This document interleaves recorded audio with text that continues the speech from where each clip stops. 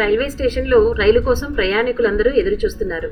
వాళ్ళల్లో రామారావు గారు, ఆయన భార్య కూడా బెంచీ మీద కూర్చొని రైలు ఎప్పుడొస్తుందా అని ఎదురు చూస్తున్న తరుణంలో హరీషు భార్యాబిడ్డలతో హడావిడిగా వచ్చాడు.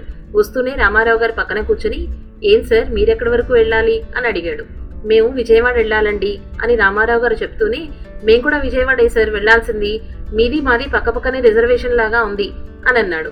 ఇద్దరూ సరిచూసుకుని, ఏదో పుస్తకం చదువుతున్నట్టున్నారు, ఏం చదువుతున్నారేంటి అని అడిగాడు హరీషు రామారావు గారిని. నేను రామాయణం చదువుతున్నానండి అని చెప్పారు రామారావు గారు.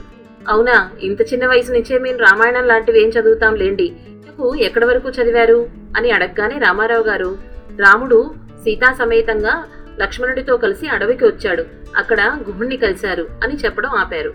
ఇంతలోకే ట్రైన్ వస్తున్న హడావిడి.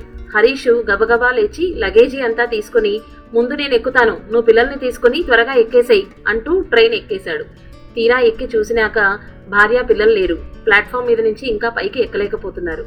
కిందకి దిగి పెళ్ళాన్ని పిల్లల్ని తిడుతూ, నీకు ఏమీ చేతకాదు, ముందుగానే చెప్పాను కదా అందరినీ తోసుకుని లోపలికి వచ్చేయమని, నీకు అది కూడా తెలీదా, పిల్లలు జాగ్రత్త అంటూ వాళ్ళని పైకి లాగేశాడు. కొంచెం స్థిమితి పడ్డాక ఎవరి భర్తల దగ్గర వాళ్ళు కూర్చున్నారు. అప్పటికి ఇంకా రామారావు గారు రామాయణం చదువుతూనే ఉన్నారు. ఏముందండి రామాయణంలో, ఎప్పుడో ఏదో జరిగిందని రాస్తే ఇప్పటికి ఇంకా మీరందరూ దాన్ని చదువుతూనే ఉన్నారు అని ఆగాడు. ఇంతలోకి రామారావు గారు హరీష్ని చూసి చిన్నగా నవ్వి, ఇందాక రైలెక్కేటప్పుడు మీరెంత కంగారు పడ్డారు, మీ భార్య పిల్లలు లగేజీని రైలెక్కించడానికి కాస్త ప్రయాసపడ్డారు, నేను నా భార్య కాస్త ముసలివాళ్లం అయినా కూడా మేము హడావిడి లేకుండా రైలెక్కేశాం. ప్లాట్ఫామ్ మీద ఉన్నప్పుడు మీరు అడిగారు ఏం పుస్తకం అని. నిజానికి నేను రామాయణం మొదటిసారి చదువుతున్నాను.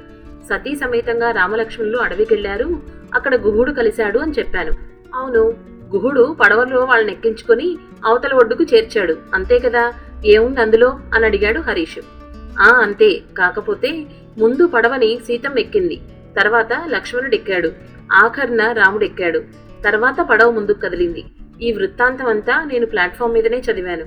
ముందు మనల్ని నమ్ముకుని మనతో వచ్చిన వారిని బాగా చూసుకోవాలి, తర్వాత మన గురించి మనం ఆలోచించుకోవాలి అని దాని భావం. అందుకే రైలు ఎక్కేటప్పుడు ముందు నా భార్యను ఎక్కించాను, లగేజీ తీసుకుని తన వెనక నేను ఎక్కేశాను. మనం ఎలా బతకాలి అనేది ఏ టెక్నాలజీ మనకి చెప్పదు. ఇలాగే మహాగ్రంథాల్లో మనకి జీవన విధానాన్ని, నైతిక విలువలను నేర్పించే సంఘటనలు ఉంటాయండి. వాటిని మన పరిస్థితులకి అన్వయించుకుంటే చాలా సమస్యలకి పరిష్కారాలు ఇటువంటి పుస్తకాల్లోనే దొరుకుతాయి. టెక్నాలజీ ఎంత పెరిగినా, జీవన విధానంలో మార్పు వచ్చినా, సరైన పద్ధతిలో జీవించేందుకు టెక్నాలజీ కన్నా మన నడవడిక మాత్రమే ముఖ్యం. ఆ నడవడిక ఎలా ఉండాలో చెప్పేవే మహాగ్రంథాలు. ఈ పుస్తకాలు లైఫ్ టైం అప్డేటెడ్.